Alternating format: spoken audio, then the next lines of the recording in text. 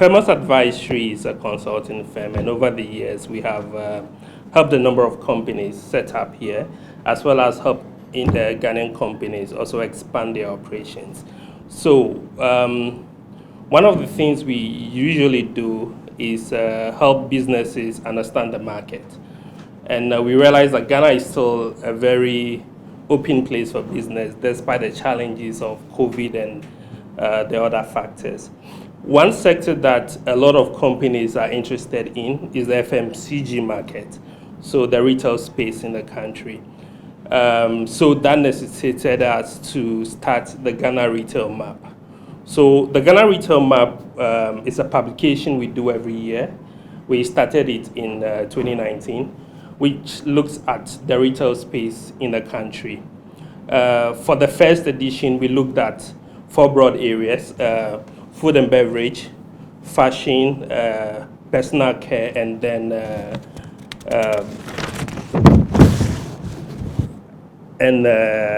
other FMCG products. This year, we decided to focus entirely on beverages. We realized that there's a lot of consumption and spend, and then there has been a growth in local production of beverages as well. So we decided to look at the sector in that regard. We focused a lot of our attention on 3 regions: Accra, Kumasi, and then Takoradi. We spoke to over 2,005 people to get their spending pattern, their consumption patterns, as well as talking to producers, manufacturers of beverage products. So I'm not going to bore you further. I'm going to pass on to Anita. She led the team that did the research, so we'll share our insights with you along the line. So Anita, over to you.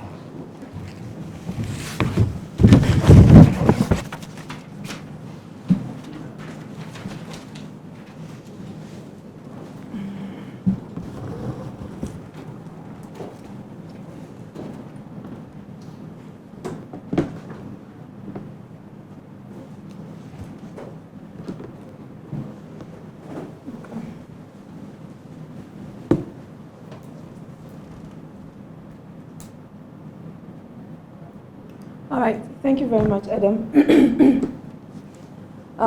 Just as Adam said, so basically, the Ghana Retail Map seeks to provide independent and objective insight to investors within the retail space. We all know that retail is a section of the Ghanaian business area where almost all Ghanaians participate in: businesses, investors, consumers. So as part of our corporate social responsibility, we thought providing such insights into the market will be very relevant to the entire Ghanaian economy, especially given that we are a research firm.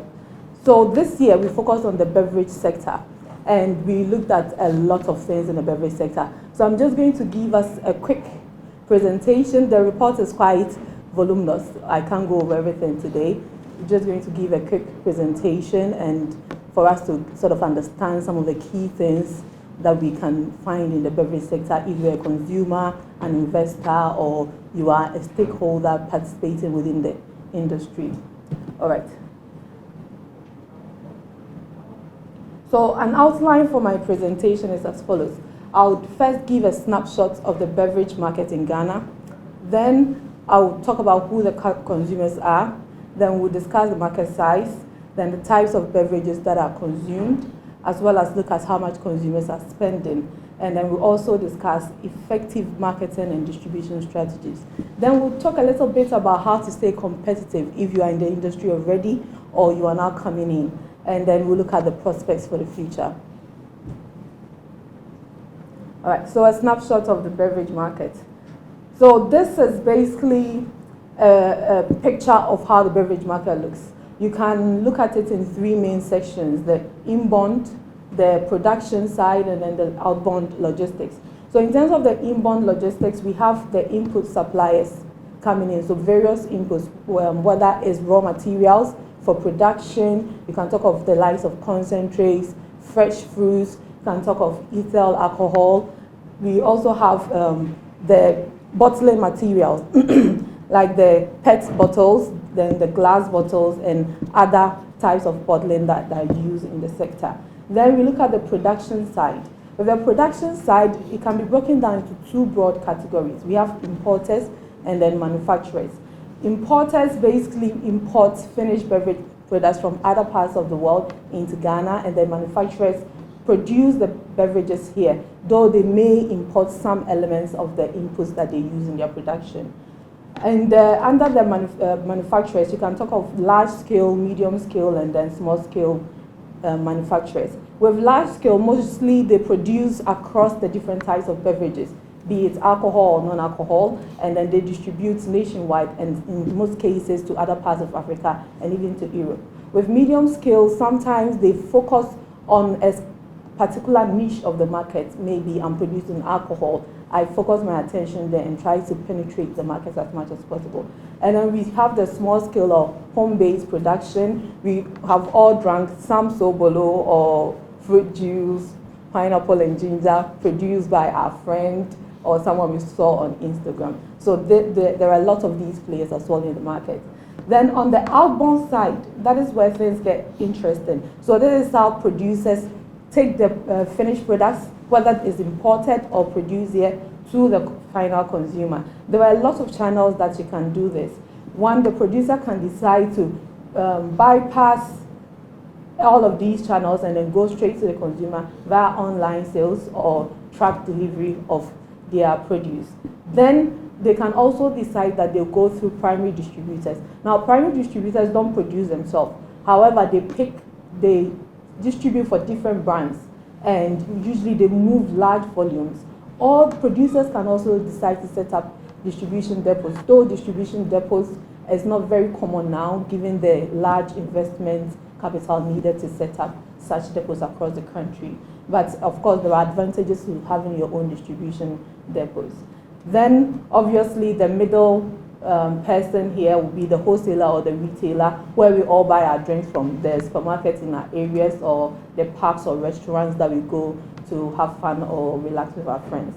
Then it finally gets to the final consumer. So overall, this is a snapshot of the beverage market. Of course, there are other stakeholders that provide support and regulatory services to the market. You can talk of the likes of the Ghana Standard Authority, the Food and Beverage Industry, Food and Beverage Association, the Food and Drugs Authority, as well as other marketing companies that helps us to know about different brands that are being introduced in the market. So who are the consumers? What type of people are buying beverages in Ghana? We'll first of all look at what a typical alcohol consumer looks like. On the average, a typical alcohol consumer will be aged between 30 and 34. He will be a male. He would also have at least an undergraduate degree and live in a household of about 3 people and earn between 501 Ghana cedis to 2,000 Ghana cedis. This consumer is very health conscious. About 89% of the time when they are buying beverages or making decisions, they consider the health benefits before going in for these products. They are also they also believe that social status is important to them, and they have preference for familiar brands in the market. So if you are looking for a typical alcohol consumer, these are some of the traits that you're supposed to be looking out for.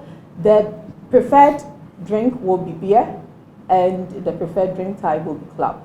And then they consume about 1 to 3 bottles of alcohol each week. Then a typical non-alcohol drink consumer. So this could be either male or female, and they would be aged between the ages of 25 and 29, have at least a senior high school diploma, also live in a household of about 3 people, and between 500 and 2,000 Ghana cedis, would prefer soft drinks, and their favorite drink type will be Guinness malt, as well as also drink about 1 to 3 bottles of beverages each week.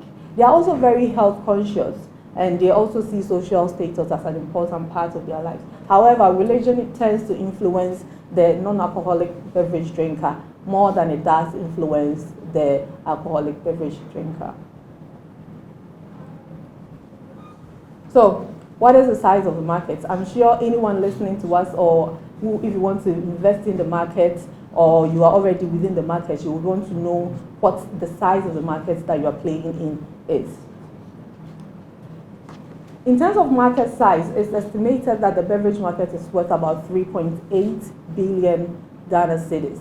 And these estimates were put together based on information on the number of bottles produced, as well as the total value of imports that come into the country.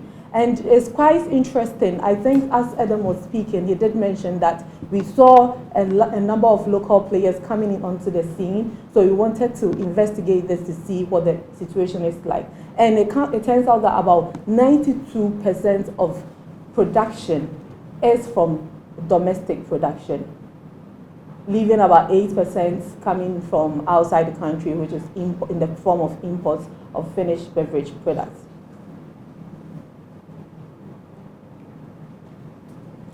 So I did mention about the number of bottles that are being produced. In 2019, about 2.3 billion bottles of beverages were produced in Ghana.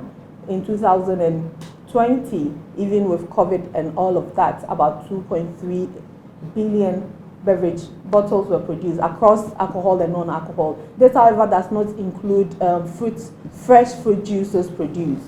So in terms of the bottles produced and consumed, these are the numbers. Then we would want to look at, as I've been talking, I have mentioned non-alcoholic and alcoholic. So what components of the total production are for alcohol consumers and what components belong to the non-alcohol. We will see that the non-alcohol component is actually the biggest, which represents about 77% of the total bottles produced, and then the alcohol component representing about 23. With the 23 alcohol components, it can further be broken down into 18% for beer and then 5% for spirits and wine. Let's look a little bit closer at the import market. So as we can see from the charts, the import market, as the beverage industry has been growing, so has the import market been growing. However, in 2018, we saw a decline. We saw imports declining from 397 million Ghana cedis to about 300 million Ghana cedis. And then in 2020, it further declined sharply, obviously because of the constraints in the global supply chain that we saw or witnessed during the COVID pandemic. We also see that at the same time, inputs, namely concentrates and then ethyl alcohol, undenatured ethyl alcohol, which is used as input raw material in the alcohol beverage industry, also increasing even all the way up to 2019, except in 2020, where as a result of the COVID challenges, there was a big dip in the imports. As earlier shown, for the total number of bottles, we saw that the non-alcohol component was way bigger than the alcohol component. So we can see that same trend happening for about 10 years. In this chart, we see that the non-alcohol component is the orange bar and the alcohol component is the blue bar. We see the significant difference between the volumes of alcohol and non-alcohol imported into the country. So with the import market as well, non-alcohol is about 77% and alcohol is about 23%, just as the total number of bottles produced. So which countries are we importing these beverages from? It will be quite interesting to have an idea. For alcohol beverages, most of them are coming from Europe, with the top country being Belgium, followed by South Africa, and then the other three, or the other top 5 coming from Europe as well. We have France, we have United Kingdom, we have Spain, Germany, Lithuania, and then a little bit from India as well. The story is the same for the non-alcohol market as well. Majority of the non-alcohol drinks that we consume come from the United Kingdom, followed by Belgium, Algeria, Germany, and then Spain. So what types of beverages are Ghanaians or consumers in Ghana consuming? So one thing that we did was to ask consumers to tell us what their general preferences were. So if you're a typical consumer, you walked up to a typical consumer, I will ask you, out of these broad categories of beverages, which ones do you usually prefer? And then afterwards, we ask them to tell us that in the past 3 months, which ones have they consumed? So as we can see in this chart, with beers, about 57% of consumers indicated that they preferred beer. But when it comes to actual consumption, just about 44% of consumers had actually consumed any form of beer in the past 3 months. But in the broad sense, the preferred alcohol beverage will be beer, followed by spirits, and then followed by wine. For the non-alcohol market, the preferred is soft drinks. Soft drinks include the Coke, all the other carbonated drinks that we know, Malt Guinness, all of that falls under soft drinks. Then we have fruit juice, and then energy drinks following. Across the different cities, you see that each city sort of have a particular preference, or they prefer one type more than the other cities. So for example, when we look at energy drinks represent the first set of bars. You can see that the orange bar towers above the blue and the gray. And in this, we can clearly see that Takoradi, consumers in Takoradi have a much bigger preference for energy drink than consumers in Accra and Kumasi. We can also see the same for Kumasi, where consumers in Kumasi have a much higher preference for soft drinks than for consumers in Accra and Takoradi. And the same story applies to consumers in Accra who prefer fruit juice more than consumers in the other regions. All right. So how often do consumers consume beverages?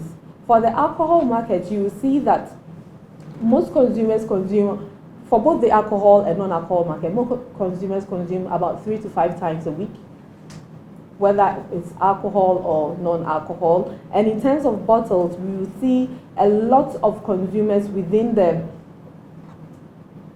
alcohol beverage market consuming more bottles than consumers in the non-alcohol beverage market. So as we can see, when it comes to consuming 1 to 3 bottles, you will see that consumers in the alcohol market consume just about 48%, and then 4+ bottles, we see about 52% of consumers being found there. However, when you look at the non-alcoholic market, you will see 52% of consumers consuming 1 to 3 bottles per week.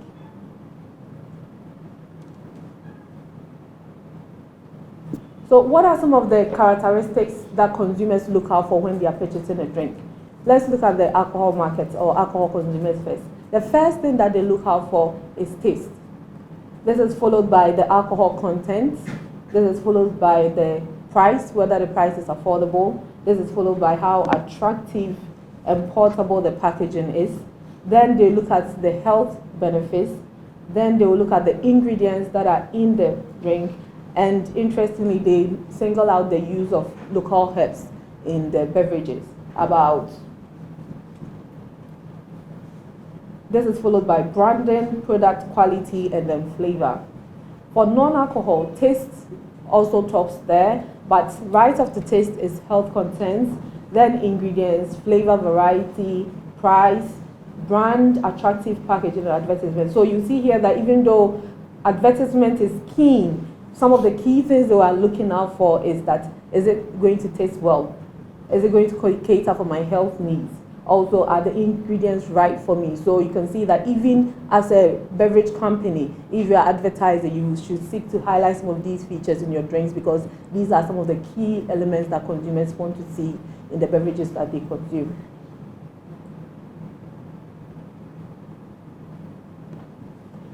Of course, we started this project in 2020, and then we started thinking about the idea and then did our data collection this year. And given that we are still within the COVID season, we wanted to find out whether COVID has impacted consumption in any way. One key thing that we should note is that it's not just COVID that is, this information is not just speaking to COVID, but in a way it sort of gives us a sense of how consumers react to risk events. So for consumers in the alcohol market, as a result of COVID, about 26% of consumers changed their consumption patterns. And we will see the consumption patterns being changed more in favor to a decrease in consumption than an increase. About 18% of that 26% actually decrease their consumption, while about 8% increase their consumption. So what are some of the reasons they gave for decreasing or increasing their consumption? We'll look at the decrease elements first. One of the key reasons is the financial constraints. About 34% of consumers gave financial constraints as their main reason for reducing their consumption. The second one is health reasons. Of course, the COVID pandemic was a health-related issue, so it's not entirely surprising that we see consumers reducing their consumption as a result of health reasons. Then, for about 20% of consumers, they were mostly indoors, so they reduced their consumption. For about 7%, they wanted to save more, and for about 3%, there had been an increase in prices, so that deterred them from consuming as much as they used to. Then we look at the reasons for the increase. For some, we see some consumers saying that staying indoors was a reason for them to decrease their consumption. Equally, about 24% of the consumers who increased their consumption assigned always being indoors as the reason why they consumed more. And equally, in like manner, is followed by boredom. About 18% were bored, so they drank a lot more. And then for about 15%, they wanted to get more pleasure. And interestingly, for about 15%, they wanted to boost their immune system during the COVID era with alcohol. We can also see some information on the bottles that consumers, whether they increase or decrease their consumption. We see that for most of them, they increase or decrease their consumption by about 1 to 3 bottles more.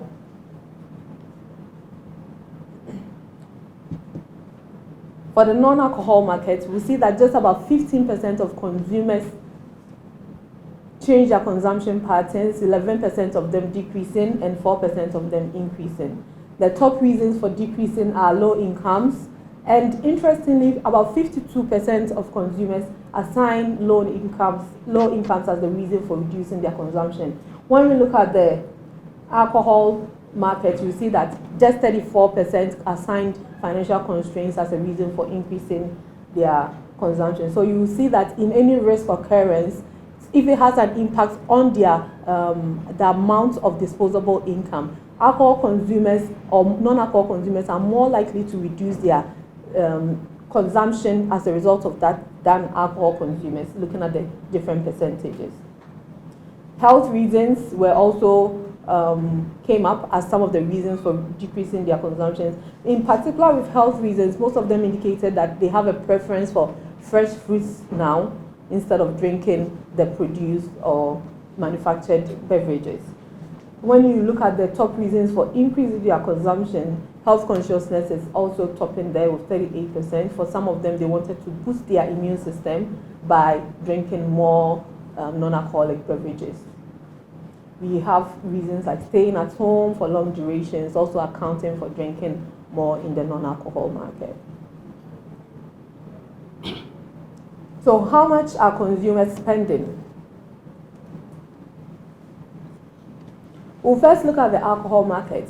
Obviously, we all know that most alcohol beverages are priced higher than non-alcohol beverages. So this pattern is also being depicted clearly in the trends that we saw. From about 53% of consumers, the alcohol consumers, they were spending between 5 cedis and 10 cedis per bottle or glass of alcohol beverage. And just a few spending below the 5 cedis mark. When we look at the non-alcohol market, we see that about 50% of consumers were spending between 2 cedis and 3 cedis on beverages, with just about 11% spending below 2 cedis. So even though consumers are price sensitive, you can see clearly that below a certain price mark, you won't find a lot of people patronizing due to other perceptions that consumers may have. Obviously, that must be investigated further with further research to understand why at certain price points consumers will not patronize a lot of products. So which cities are spending more? We looked at Kumasi, Accra, and Takoradi. Across board, consumers in Kumasi spend more, whether it's non-alcoholic or alcoholic beverages. So as you can see clearly from the chart, when you take consumers in Kumasi, about 71% of alcohol consumers or alcoholic beverage consumers spend above 50 cedis a week. When it comes to non-alcoholic, about 36% of consumers spend above 50 cedis a week. Now, when we compare to Accra and Takoradi, we can see that the difference is quite wide. So, whilst we have 71% for consumers in Kumasi for alcoholic beverages, we have only 33% for consumers in Accra, and then 24% for consumers in Takoradi spending above 50 cedis a week.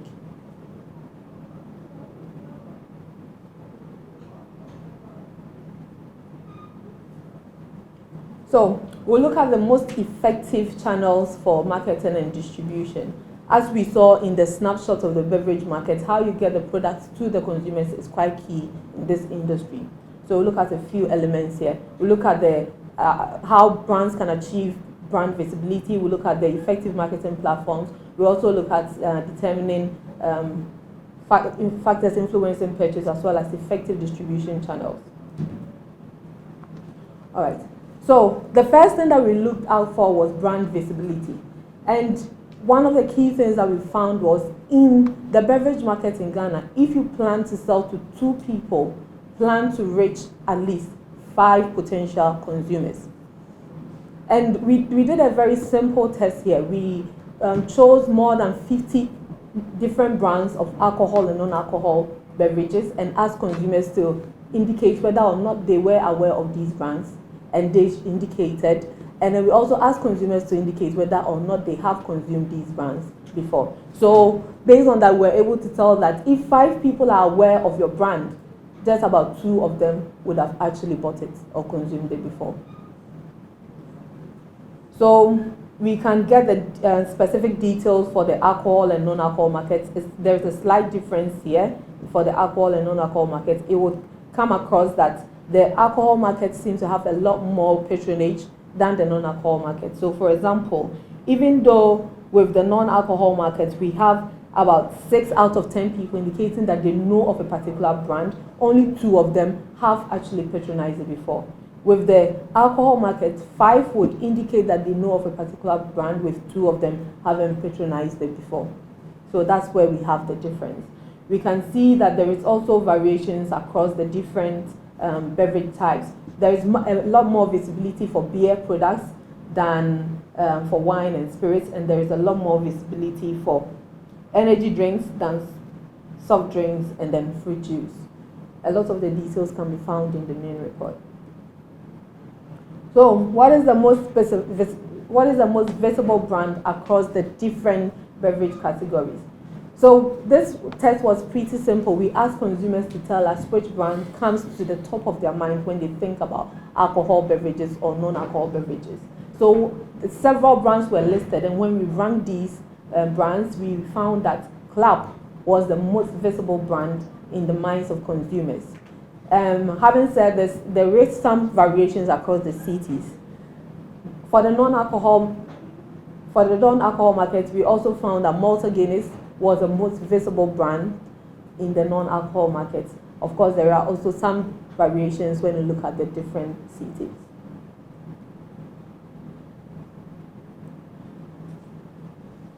So how can a company, whether you are new or existing, achieve brand visibility, or even if you're a consumer and you want to keep up to date with trends in the beverage market, where do you go to find your information? For most consumers in Ghana, about 65% of consumers get their information concerning beverages from TV advertisements. This is followed by word of mouth, followed by radio with 45%, billboard advertisements with 35%, social media with 28%, other online sources with 10%, and several other channels. But clearly we can see that traditional media is still reigning when it comes to getting information to consumers on beverages. We also try to look specifically at advertisement and packaging, the role it has on influencing consumer choices. And we saw something interesting. We see that for consumers in Kumasi, they value advertisement and packaging far more than consumers in the other regions. This is not to say that the other regions do not value packaging and advertisement, they do, but compared to consumers in Kumasi have a better appreciation for advertisement and packaging. So these ratings that you see are on a scale of 1 to 5. So you can see consumers in Kumasi leading the scale in each of these drink categories.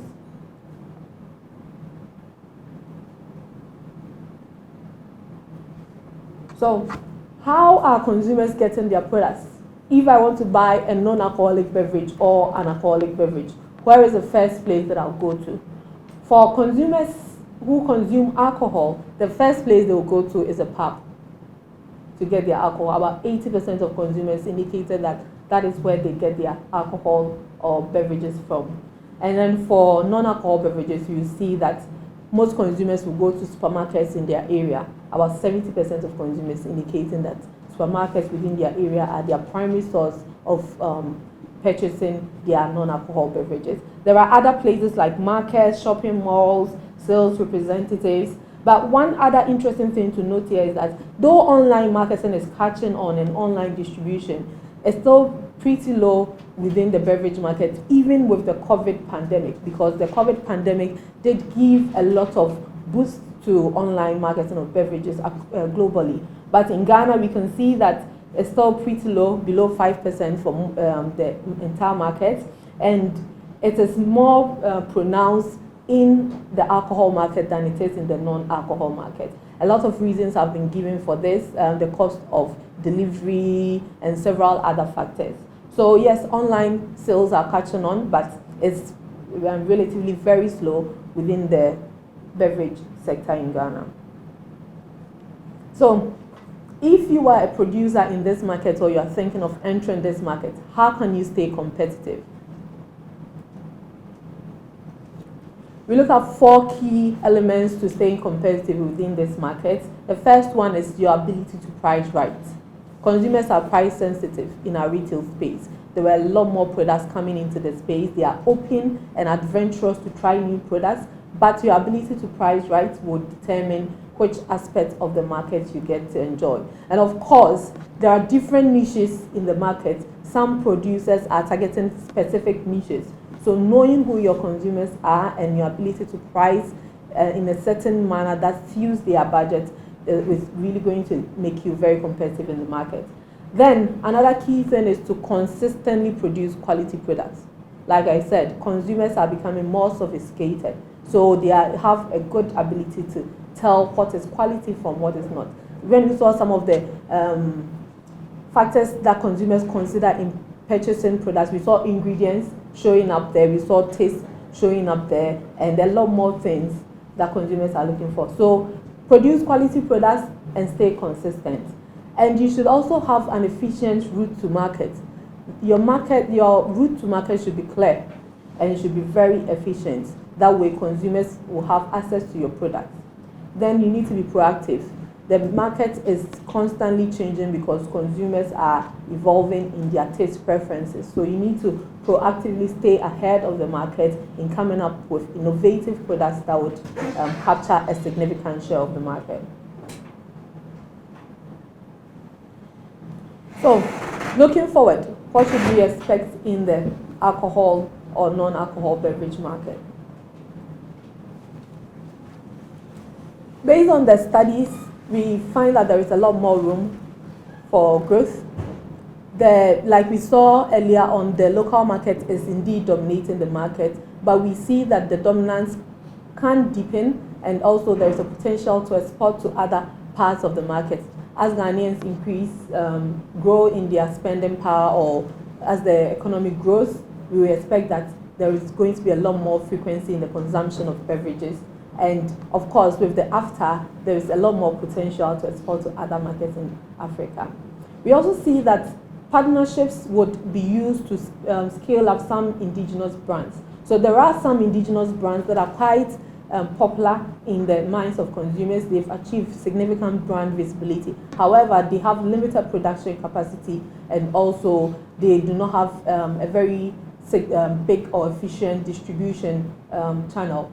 If they can't produce enough, they can't distribute nationwide. So we see that the partnerships will be used to scale up production for some of these vibrant indigenous brands.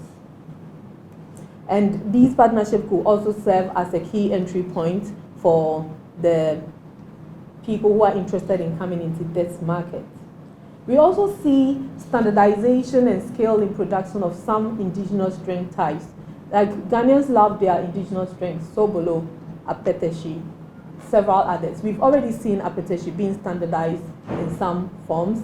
We expect that for Sobolo, for the Lamujin, for all these other indigenous brands that we enjoy, there will be some standardization going forward to give consumers more comfort in patronizing different types of indigenous brands in several places, especially in their supermarkets where they love to purchase.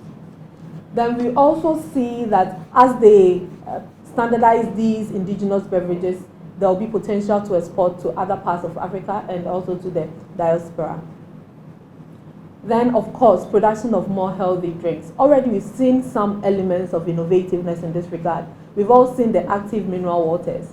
It's more a combination of energy drinks and soft drinks. So you don't have all the caffeine that you have in an energy drink, neither do you have all the sugar that you have in a soft drink. And it's a very unique blend that is giving consumers the health benefits that they need without sacrificing so much of the taste preferences as well. So we see a lot more innovation in this regard.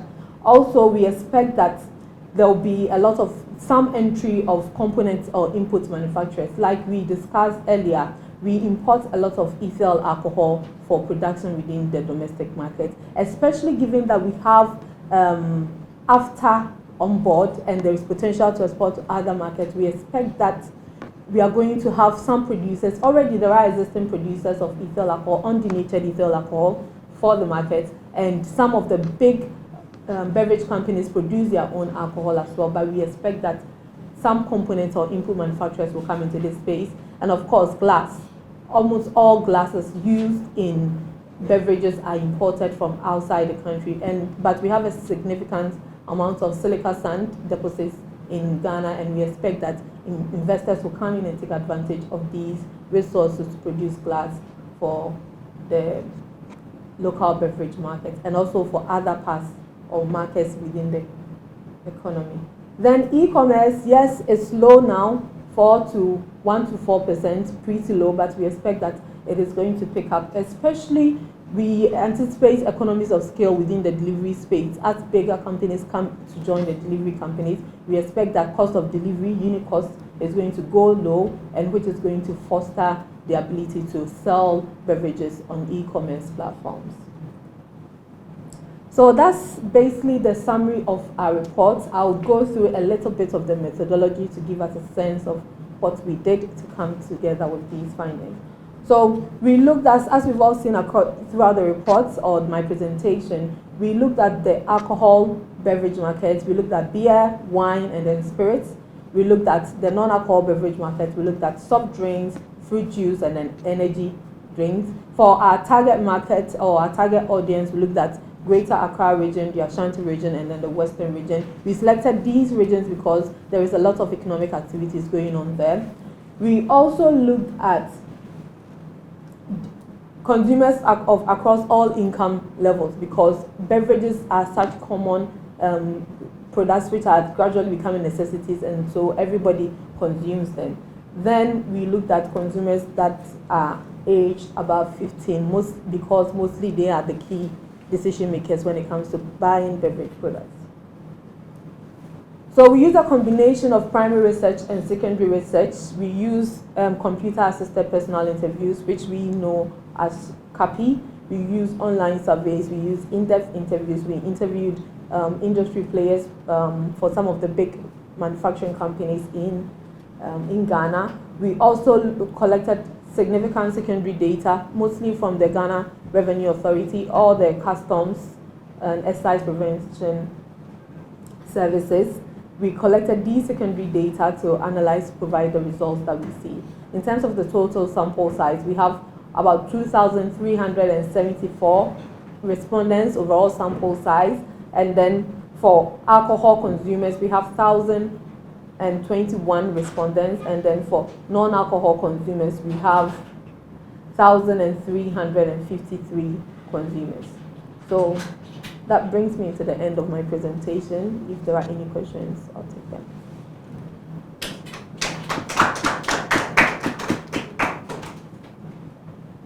I think that was a brilliant presentation.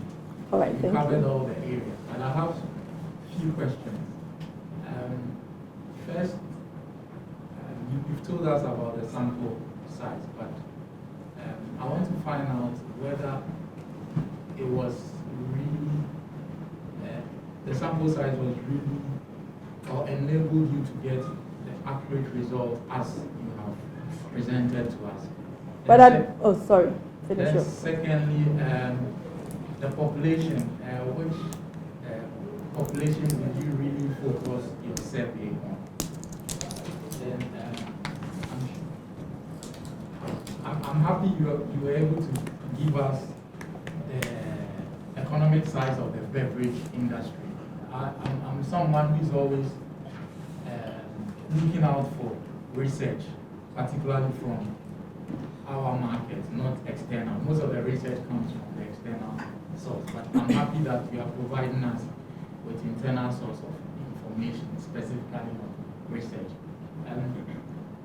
After coming in, what are the opportunities? I know you've highlighted some, and the threats to the beverage industry. All right. What are the reasons behind consumers in Kumasi consuming more alcoholic and non-alcoholic beverages? Fine, we know that Kumasi is a place where if you want to go into funeral business, you make a lot of money, but tell us some of the reasons. Then my final question.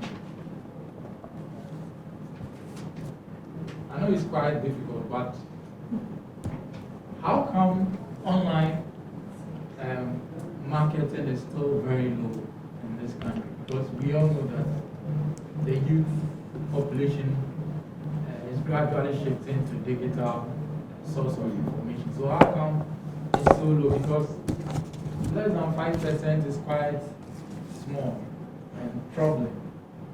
I guess I'm right. Thank you very much. My name is Charles Nixon. I'm the editor of the Joy Business. Hello, Charles. All right. Are there any other questions? Maybe you can take this then after. Well, I'd like to take them all and then. Okay. Mine is also on low sales, online sales within the beverage sector. So you could highlight on that and some of the reasons. All right. All right. One clarification on something. So, one of your slides, like, up there, you were trying to differentiate between the alcoholic and then the non-alcoholic. But on top of the slide, it looks like it was the same. So, Yes, I actually did see it myself. There was a slight typo there. So, transitioning from alcohol to non-alcoholic, but the title was not changed back to alcohol. Yes. So, what are some of the recommendations you make for the beverage industry? Because one reason you embark on a research or something is to try and make recommendations for the group of people who are trying to research or conduct the research. So I haven't seen it yet, even though you have said you expect this going forward to expect. I want concrete recommendation for the beverage industry. All right, thank you. So starting from Charles's questions, the sample size. So the sample size is 2,374. Yes, I mean, with research, we wish we could speak to everybody within the space, but financially it's not possible, logistically it's not possible to do that. We looked at 3 key regions, so Kumasi, Accra, and Takoradi. When you take the population of these regions, we would have about 8 to 9 million people, or even less. Thereabouts, about 8, because Accra is about almost 5 million. Yes. So let's say about 8 million people, and we have a sample size of 2,374. So in terms of market research, this sample size is actually quite representative and provide accurate insights into the market. So it's quite a significant sample size. Now, if we're looking at, this is not a competitor study where we are looking at different competitors, so you would need to find enough sample to represent each competitor. This is a general market survey, and every unique respondent has some information to contribute to what is going on in the market. So the sample size gives us a great sense of what is going on in the market. In terms of the opportunities with AFTA, with AFTA, it presents several opportunities. Of course, all of it is based on its implementation going on smoothly. For a lot of the beverage companies that we spoke to, they anticipate that there is going to, a big weight is going to be taken off their shoulder when it comes to documentation. So now, as it stands, when you go to one African country to another African country to do business, you have to go through different types of documentation.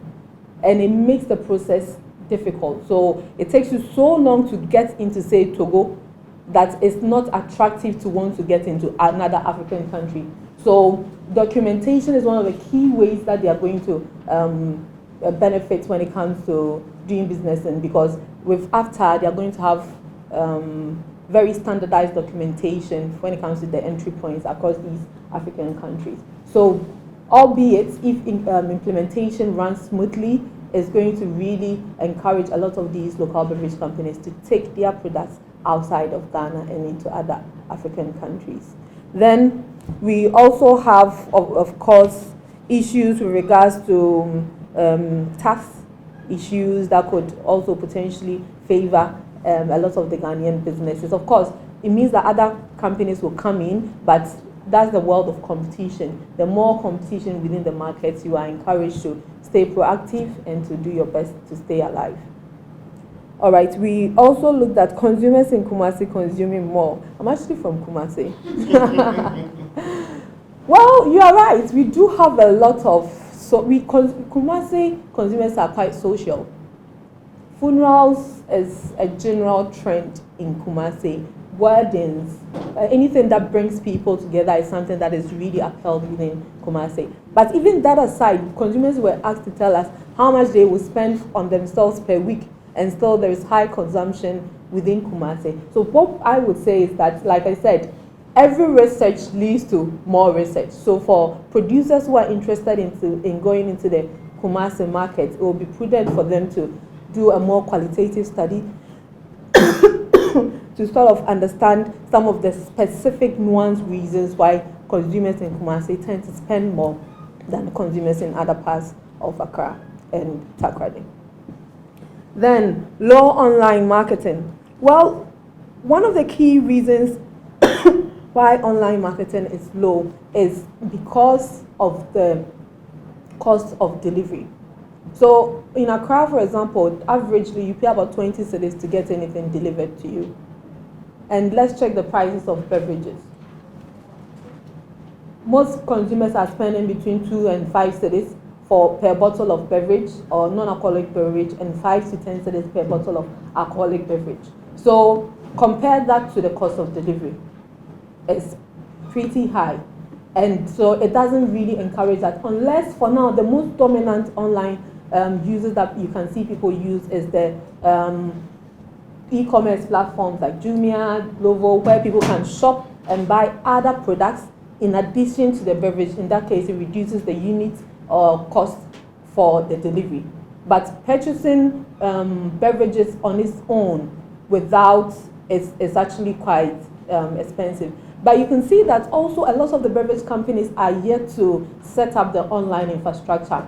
And as a matter of fact, most of these beverage companies are putting things in place to have that infrastructure to sell online. Mostly people are selling via social media, WhatsApp, Facebook, Instagram, for their online products. But as they set up these infrastructures, we anticipate that a lot of these trade is going to go on. So yes, it's low, but there is a lot of hope for the future.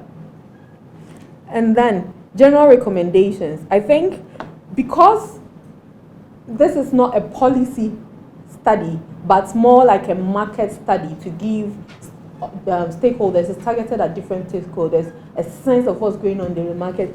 The recommendations are actually laced through the whole beverage market. So if I'm a producer, for example, and I'm targeting consumers that earn between 500 cedis and 2,000 cedis, I will know which price points to look out for when I get this report. And also we did give some insights on how to stay competitive. We spoke about pricing right, staying consistent when it comes to your quality, making sure you are proactive in coming up with innovative products that capture the needs of consumers. All of these are recommendations that you can glean from the report. Yeah. Thank you. I think we are done. Thank you very much.